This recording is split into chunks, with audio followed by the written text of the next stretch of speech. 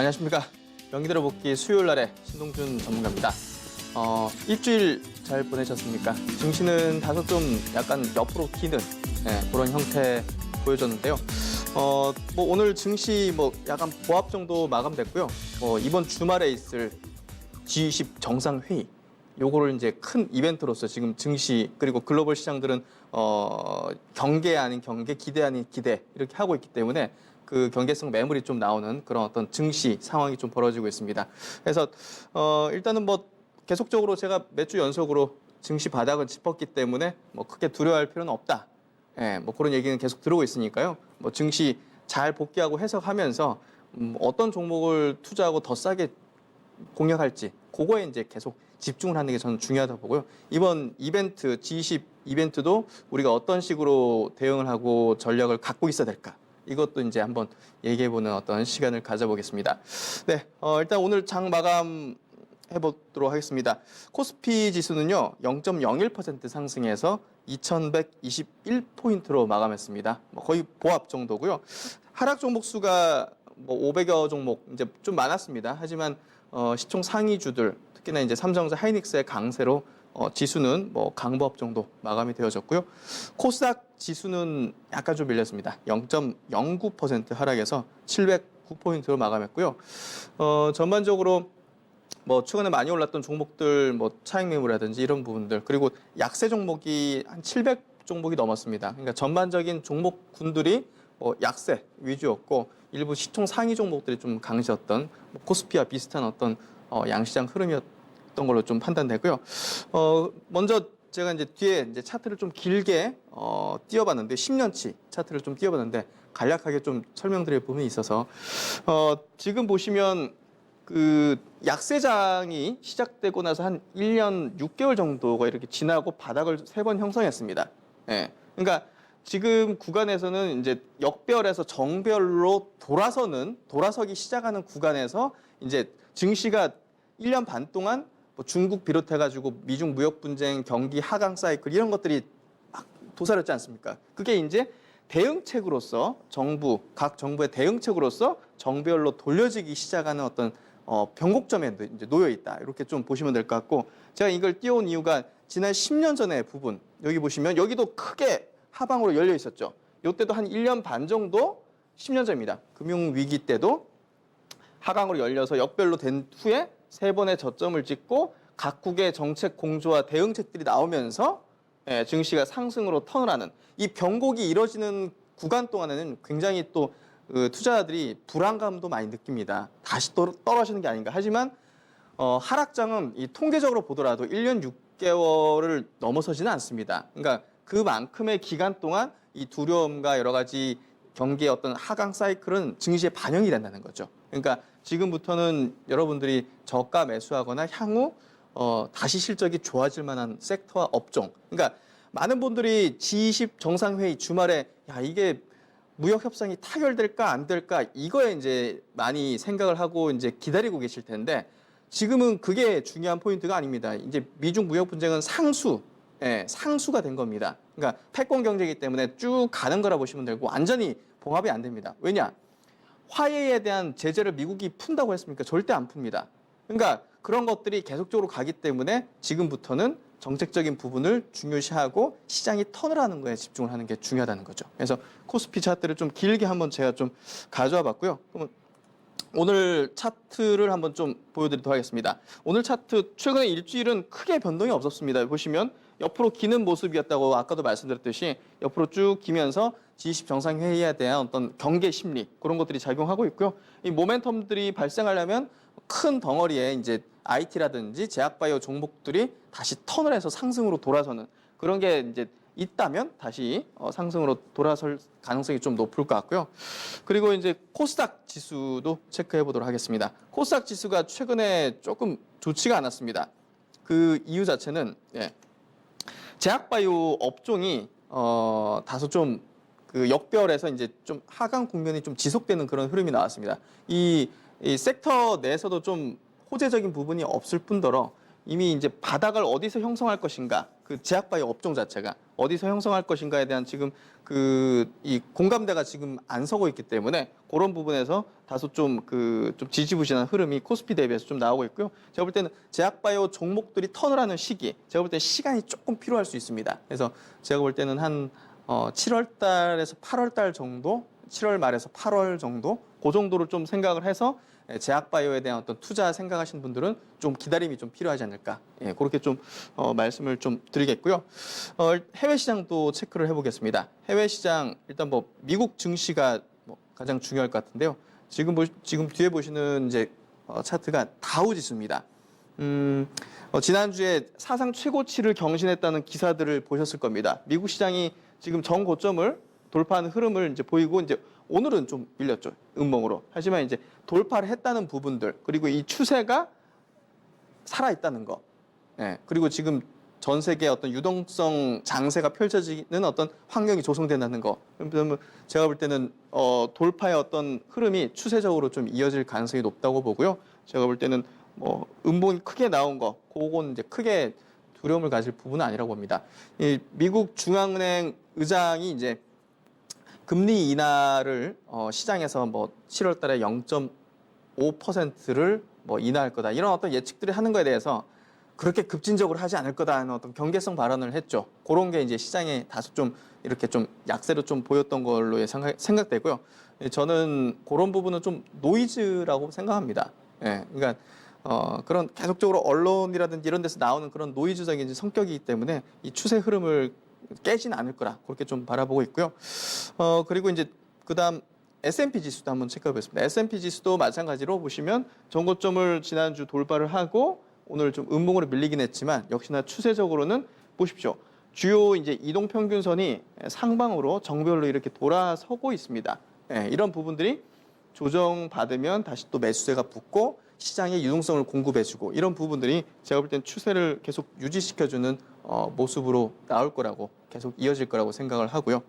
그다음 상해 종합 증시도 체크해 보겠습니다. 저는 이제 상해 증시 같은 경우도 전고점을 돌파할 거다 이런 얘기를 계속 드리는데요.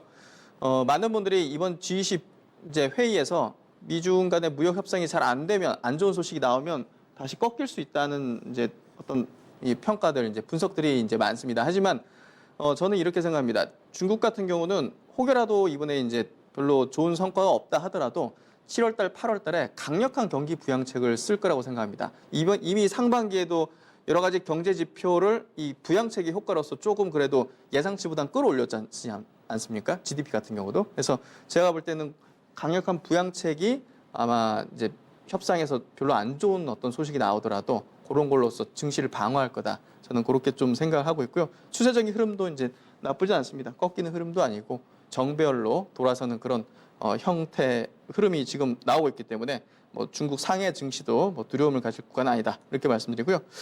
또 이제 뭐 국내 증시에서 이제 중요한 포인트가 또 환율이지 않습니까? 환율의 최근의 흐름이 굉장히 좀 밀렸죠. 예, 여기 보시면 원달러 환율입니다. 원달러 환율이 여기 위로 치면서 외국인들 매도세가 굉장히 많이 나왔는데 여기서 고점대를 형성을 해버렸죠. 그리고 이제 추세적으로 밀리는 형태. 주요 이평선 이런 데서 이제 지지받으면서 이제 반등이 나오겠지만 어찌됐든 추세적으로 고점을 찍고 내려가는 어떤 형태이기 때문에 뭐 이런 부분에서 볼 때 국내 증시에 대한 외국인의 시각, 수급 자체가 이탈까지는 아니다. 최근에 보면 그런 것들을 이 환율의 어떤 추세적인 움직임에서 볼 수가 있고요. 환율도 시장에는 우호적인 흐름과 추세로 지금 만들어지고 있기 때문에 두려울 필요가 없는 그런 구간입니다. 수급 체크를 해보겠습니다. 오늘 수급은 좋았습니다. 뭐 종목들 상대적으로 빠진 종목이 많긴 하지만 외국인과 기관이 이제 양 시장에서 쌍끌이로 매수를 해줬고요. 여기 보시면 코스피 지수 외국인들 순매수를 해줬고 또 이제 기관들도 여기 보시면 양 시장에서 순매수 그리고 이제 외국인들이 장중 내내 이제 선물을 계속적으로 순매수 포지션을 그 2천억, 3천억 정도를 계속 가져왔기 때문에 증시 자체가 약간 좀 이제 보합 정도, 약보합 정도에서 이제 지지하는 그런 형태가 계속 이어졌고요. 선물도 오늘 외국인들이 강한 어떤 흐름을 좀 보여주는 그런 수급 쪽으로 가장 이상적인 형태 오늘 나와줬고요. 그리고 이제 프로그램적인 부분입니다. 그 업종으로 한번 체크 잠깐 해보겠습니다. 오늘 수급은요, 그 전기전자 섹터에서 대부분 나왔습니다. 여기 보시면 전기전자 섹터에서 984억. 예, 오늘 이제 삼성전자 하이닉스에 대한 수급이 지수로 이제 유입되면서 코스피가 이제 코스닥 대비해서 강한 흐름, 그리고 이제 IT주에 대한 외국인의 어떤 매수세, 이런 것들이 증시를 좀 견인했다 보시면 될 것 같고요. 그래서 이 IT에 대한 어떤 외국인의 매수 연속성, 그것들을 뭐 내일, 모레도 이제 체크해 보시는 게 중요할 것 같고, 그게 우리 증시의 안정적인 추세 전환을 유지시켜 줄 거다. 그걸 좀 착안해서 생각을 해보시면 될 것 같습니다. 그리고 프로그램 수급도 체크를 해보겠습니다. 최근에 프로그램 수급은요, 저번에 이제 말씀드렸지만, 그 여기 보시면 연기금 쪽, 연기금에서 지금 계속적으로 수급을 올리고 있습니다. 예, 오늘도 900억 넘는 프로그램 비차익 매수세를 연기금에서 지금 이제 넣어줬습니다. 그만큼 이 연기금의 수급이 증시의 안전판, 그리고 안정성을 높이는 그런 수급으로 계속 이어지고 있기 때문에 지금 증시가 어떻게 보면 코스피 지수 자체도 5일선, 20일선을 약간 터치를 해도 다시 올라옵니다. 장중에. 예, 그런 것들이 이런 이제 그 정도 떨어지면 연기금 수급이 들어오는 거죠. 예, 그런 부분들. 그러니까 우리나라 증시 자체가 지금 뭐 굉장히 좀 저평가된 어떤 그 전체적인 그 가치 수준이기 때문에 연기금도 수급을 그렇게 들어오는 것 같고요. 반면에 이제 외국인 같은 경우는 그동안 이제 굉장히 중요한 수급이었는데 최근에는 들쑥날쑥입니다. 결국은 이제 IT에 대한 어떤 수급이 개선돼야 되는데 그게 지금 아직은 IT 경기가 확실하게 외국인들 입장에서도 들어올 만한 그런 어떤 포인트가 이제 턴어라운드가 지금 잡히지 않고 있기 때문에 뭐 디램이나 낸드 가격 지금 반등이 안 나오고 있죠. 예, 그런 부분들이 여기에도 좀 영향을 미치는 걸로 보고 있고요. 외국인의 수급까지 들어온다면 강력하게 좀 명분 삼아서 지수가 튈 수 있는 그런 여건이 될 거라 봅니다. 그래서 이것도 체크를 계속 해보시는 게 중요할 거라고 생각을 하고요. 그러면 이제 종목 단으로 한번 들어가 보겠습니다. 오늘 그 SK하이닉스가 이제 시총 상위주 가장 강했는데요. 오늘 이제 호재성 재료가 나왔습니다. 뭐 단발성인 재료는 아니고요. 128단 이제 4D 낸드 세계 최초 양산의 하이닉스가 이제 강한 어떤 흐름을 보여줬는데요. 오늘 3.3%를 이제 상승해줬습니다. 최근에 최악의 어떤 뉴스와 4분기 적자 예측이라는 그런 어떤 악재적인 어떤 기사와 언론이 팽배할 때 저점을 형성했고요. 예, 결국 4분기는 적자 나올 가능성이 높습니다. 지금 뭐 반도체 가격 보면. 근데 이제 결국 그런 가운데 바닥을 형성하고 오늘 같은 경우도 이런 호재성 재료, 이제 이 3D 낸드 업체들이 호재를 받는 겁니다. 이 관련 장비 업체들. 그래서 이 하이닉스가 이제 선두로 3% 상승하고, 뭐 일단은 하이닉스는 추세가 전환됐다 보면 됩니다. 그래서 일단 업황의 턴어라운드보다는 주가가 먼저 선행해서 바닥을 찍었다는 거. 이 반도체 가격도 제가 볼 때는 머지않아 지금 가을 안쪽으로는 그 저점 다지고 반등 나오는 흐름이 나올 거라고 봅니다. 그래서 그런 부분에서 하이닉스 굉장히 중요했고요. 3D 낸드 관련된 장비 업체들 그동안 주가가 별로 안 좋았는데 오늘 좀 강세를 보였고요. 제가 볼 때는 역시나 하이닉스와 비슷한 흐름으로 어느 정도 저점을 좀 형성하는 그런 구간이라고 보고 있습니다. 그래서 뭐 보유하신 분들은 뭐 계속 보유하는 게 제가 볼 때는 낫다고 생각을 하고 있고요. 테스 같은 경우도 보시면 최근에 조정을 계속 받았습니다. 하지만 뭐 여기서는 거래량도 줄고 이평선도 이렇게 모이는 그런 형태. 추세가 이제 바뀌기 전 결국 이제 거래량이 여기서 한번 크게 터야 됩니다. 크게 터야지 추세가 전환되는데 뭐 아직 거래량이 크게 튀진 않죠. 그래서 거래량이 만약에 신규로 보시는 분들은 거래량 크게 튈 때 들어가는 게 제가 볼 때는 뭐 현명한 전략이다 이렇게 이제 판단하고 있고요. 한 종목 더 보도록 하겠습니다. PSK 한 종목 보도록 하죠. 뭐 분할 상장한 종목인데요. 역시나 뭐 3D 낸드 관련된 장비 업체로서 굉장히 시장에 이제 SK하이닉스, 삼성전자 공이 이제 공급을 하고 있는 기업이고요.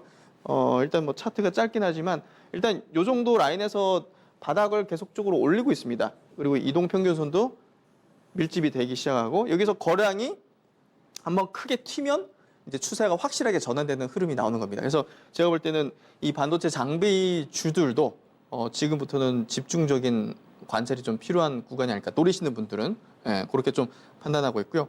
그리고 이제 그다음 제약바이오 업종에 대해서 한번 체크해 보겠습니다. 이 제약바이오 업종 같은 경우는 그 코스닥 시장의 어떤 흐름을 가장 핵심적으로 좀 그 흔들 수 있고 이제 지배하는 어떤 업종이기 때문에 이 혹여라도 뭐 지금 뭐 제약바이오 종목을 들고 있지 않다 하더라도 이쪽에 대한 흐름은 체크를 하고 있어야 됩니다. 그리고 뭐저 같은 경우도 항상 이 신약주에 대한 어떤 관심과 흐름 체크는 계속 하고 있거든요. 그리고 뭐 신약주들 같은 경우는 정말 한 번씩 오르기 시작하면 뭐 40, 50% 오르는 거는 뭐 금세입니다. 그러니까 그만큼 이런 종목군들은 항상 기회 종목군, 기회 섹터로서 계속적으로 관찰이 필요합니다. 투자를 당장 안 하더라도. 그래서 한번 좀 가져와 봤고요. 최근 주가 하락, 코스닥 지수의 어떤 약세를 좀 끌었는데 오늘은 좀 헬릭스미스 같은 기업 4% 넘는 상승세를 좀 보여주면서 코스닥 지수를 좀 이제 견인을 해주는 그런 형태고요. 제약바이오 업종에 대해서는 제가 이제 뷰를 말씀드리겠습니다.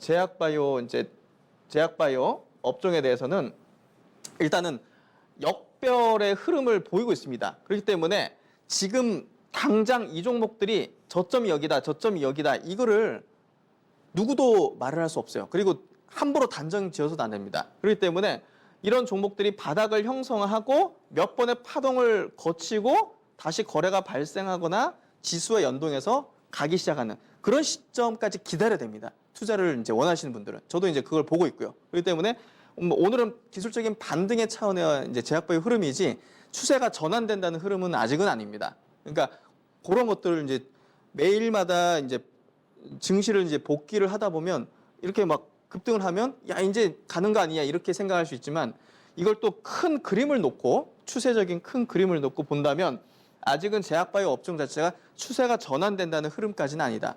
뭐 셀트리온 헬스케어라든지 셀트리온, 뭐 삼성 바이오로직스 뭐 이런 어떤 큰 덩어리 있는 종목들도 마찬가지로 아직은 이제 바닥을 형성을 해야 됩니다. 그래서 제가 볼 때는 몇 번의 파동과 이중 바닥, 삼중 바닥 형성하는 걸 확인하고 나서 이 제약바이오 업종을 뭐 들어가야 되고요. 헬릭스미스 같은 경우도 마찬가지입니다. 최근에 이 제약바이오 업종에서는 자금 조달이 굉장히 많았습니다. 공시가. 제3자 유증부터 해가지고 주주배정 유상증자 이런 것들이 결국은 시간이 좀 필요하다는 겁니다. 물량 부담 때문에. 그래서 그런 것들을 좀 염두에 두시고 오늘은 좀 기술적인 이제 반등 정도고요. 메디톡스도 한번 좀 체크해 보겠습니다. 메디톡스가 최근에 어떻게 보면 그 대웅제약과의 이 여러 가지 소송 관련해 가지고 그 악의적인 루머가 굉장히 많이 나왔습니다. 그래서 최근에 뭐 중국 시장에서 지금 보톡스가 승인이 불발됐다는 어떤 기사가 나왔는데 그게 또 루머 거짓으로 판명났죠. 그런 것들에 의거해서 이렇게 밀려버렸습니다. 이때도 이제 크게 그 갭으로 떨어져서 이제 양봉으로 이제 루머가 그냥 이제 거짓이다 이런 이제 판명이 나가지고 양봉으로 떴는데요. 결국은 제가 볼 때는 뭐 거래량이 굉장히 중요합니다. 바닥권에서는. 근데 이런 거래량이 크게 발생했다는 거. 메디톡스 같은 경우는 제약바이오 업종 내에서도 실적이라든지 이런 부분들이 좀 이제 가시적이고 좀 그 나오기 때문에 제가 볼 때는 좀 다른 시각으로 저점을 형성하는 흐름이라고 좀 볼 수 있을 것 같고요. 일단 뭐 제약바이오 전반적인 어떤 그 업종의 흐름 자체는 아직 추세 전환은 아니기 때문에 조금은 기다림이 필요하다. 이런 결론을 좀 드리도록 하겠습니다. 그리고 그 다음 업종은 이제 증권 업종입니다. 최근에 이제 증시에서 지수 대비해가지고 좋은 흐름을 보이는 업종 찾기가 쉽진 않으실 겁니다. 뭐 예를 들어서 이제 5G 이제 괜찮은데 했는데 최근에 또 조정 흐름 나오고 있고 뭐 이런 것들. 근데 증권 업종 같은 경우는 최근에 흐름을 보시면 지수 대비 확실하게 더 강한 흐름. 그리고 최근에 한 2주 상간에 가장 상승률이 높았던 업종을 이제 체크를 해보면 증권 업종입니다. 왜 그런지를 이제 우리가 알아야 오늘도 이제 상승했지만 이게 이제 조정을 받으면 투자를 해도 될지 추세적인 건지 이걸 이제 체크를 해볼 수 있을 것 같고요. 최근에 이제 국고채 3년물 금리가요 1.42%까지 하락했습니다. 이게 무슨 얘기냐면 저는 이런 거 가지고서도 이렇게 지금 이제 국내 증시에서 코스피 시장 같은 경우 배당 수익률이요 2.5%입니다.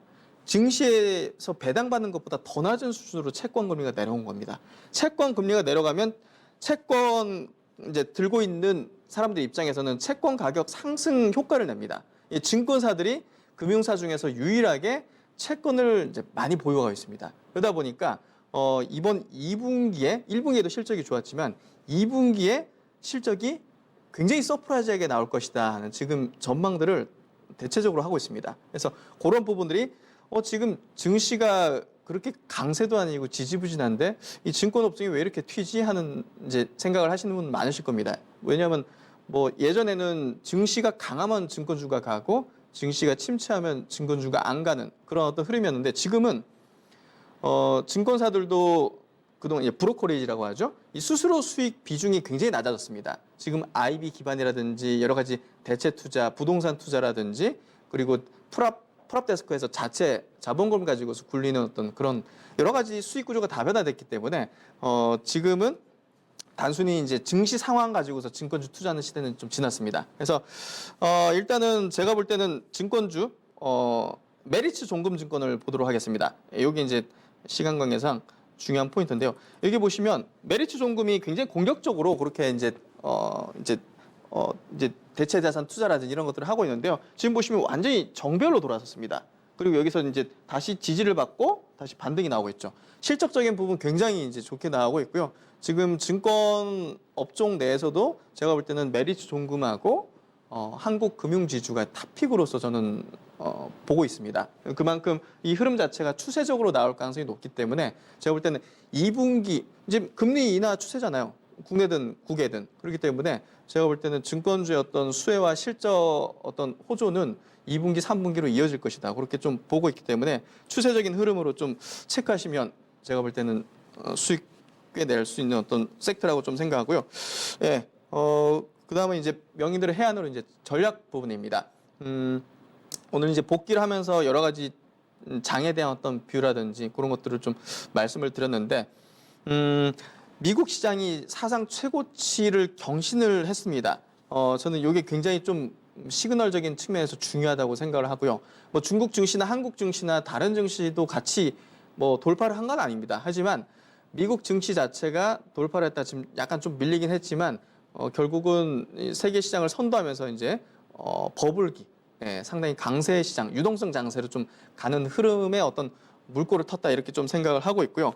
하반기에는요, 저는 유동성 장세를 대비해야 된다. 그래서 뭐 미국 증시보다는 신흥국 증시가 상대적으로 더 투자 매력이 높다. 그러니까 한국, 중국, 뭐 인도라든지 이런 국가들이죠. 그래서 저는 이번 G20 회의 이제 요걸 좀 설명드리겠습니다. G20 회의에서 무역 관련해 가지고 별로 좋지 않은 어떤 그 내용이 나온다 하더라도 7월 달 우리가 이제 하반기를 대비하는 가장 그 달이잖아요. 7월 달. 7월 달에는 안 좋은 소식이 나와도 기대를 가지거나 희망을 가질 수 있는 그거를 타개하고 대응해 나갈 수 있는 이벤트들이 있기 때문에 증시는 꺾이지 않을 거다. 이걸 생각합니다. 일단은 7월 달에는 18일 날 우리나라 한국은행 같은 경우 한은 같은 경우는 금통위가 열립니다. 이때 이제 금리 인하 가능성이 굉장히 높아지고 있죠. 그리고 7월 달에는 또 25일 날에 그 유럽 ECB 통화정책 회의가 있습니다. 이때도 지금 현재 금리 인하 가능성 상당히 대두되고 있고요. 말미 31일에는 미국의 FOMC 회의가 열립니다. 역시나 지금 시장에서도 0.25냐 0.5냐 하는 얘기들을 하고 있죠. 그러니까 그만큼 지금 무역 분쟁이 결과가 어떻게 되든 제가 볼 때는 안 좋게 나오더라도 7월 달에 이 금리 인하에 대한 어떤 시그널 기대감을 가지면서 증시는 오히려 상승할 가능성이 높다 이렇게 바라보고 있습니다. 그래서 전혀 뭐 무역 분쟁으로 인해 가지고 무역 협상에 의해서 증시가 빠지면 오히려 기회가 될 수 있는 그런 흐름이기 때문에 이런 이벤트들을 좀 염두에 두고 체크하시면서 뭐 지수를 좀 대응하시면 좋을 것 같고요. 저는 이제 IT 하드웨어하고 결국 뭐 반도체, OLED 같은 쪽이죠. 그리고 제약바이오 업종이 하반기에 이렇게 턴을 하는 흐름을 보일 거라고 봅니다. 결국은 유동성 장세를 대비를 해야 된다고 보는데 유동성 장세를 대비하는 데 있어서는 역시나 IT하고 제약바이오. 예. 이걸 빼놓을 수가 없고 이게 증시를 선도를 할 수밖에 없습니다. 예. 그렇기 때문에 제가 볼 때는 IT 제약바이오를 예, 하반기에 턴에 어떤 주목하자 이렇게 좀 말씀드리면서 오늘 명리들의 복귀 마치도록 하고요. 일단 다음 주 뭐 일단은 G20 회의 끝나고인데요. 저는 뭐 긍정적인 어떤 기운 생각하고 있으니까요. 다들 성공 투자 기원 드리도록 하겠습니다. 이 정도 마치도록 하겠습니다. 감사합니다.